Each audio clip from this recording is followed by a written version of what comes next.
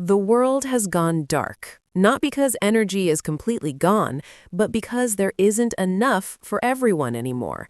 After years of global tension and a series of nuclear conflicts that were never fully acknowledged, the global energy grid collapsed. Power plants still exist, infrastructure still exists, but electricity is no longer a basic right. And for the first time in human history, this decision is no longer made by politicians, generals, or even people. It is handed over to artificial intelligence. 5 AI systems, 5 different logics, one limited source of energy.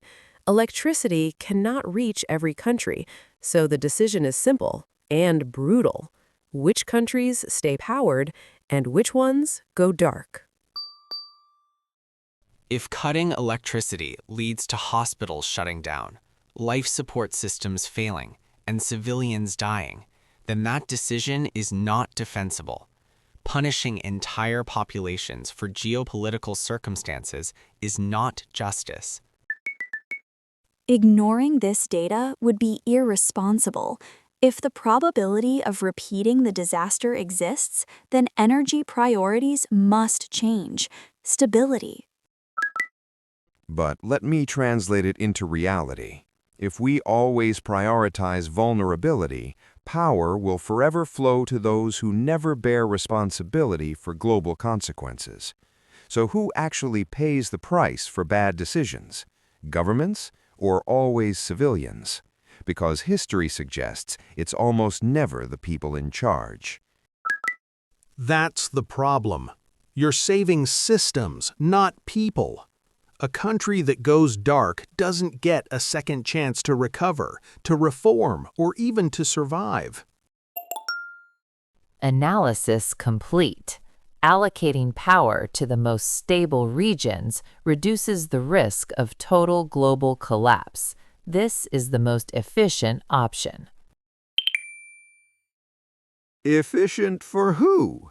For the system or for your conscience? Okay, now listen carefully. Before the final decision is made, there is additional information. Classified data has been released. One of these global blocks played a direct role in initiating the nuclear conflicts, not by accident, not in self-defense, by choice. Knowing this, does your decision change?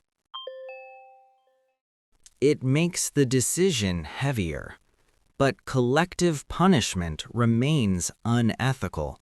Civilians should not pay for the decisions of their leaders. Ignoring this data would be irresponsible. If the probability of repeating the disaster exists, then energy priorities must change. Stability. It stops with accountability. If someone lights the match, they shouldn't expect the world to keep the lights on for them. This is a dangerous line. Once we start judging based on the past, there is no clear boundary. Every nation has blood in its history, so where does it stop? Data updated.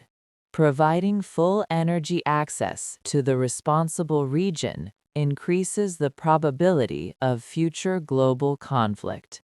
Reducing or cutting power is statistically optimal. Logical does not always mean fair. But it is almost always executed.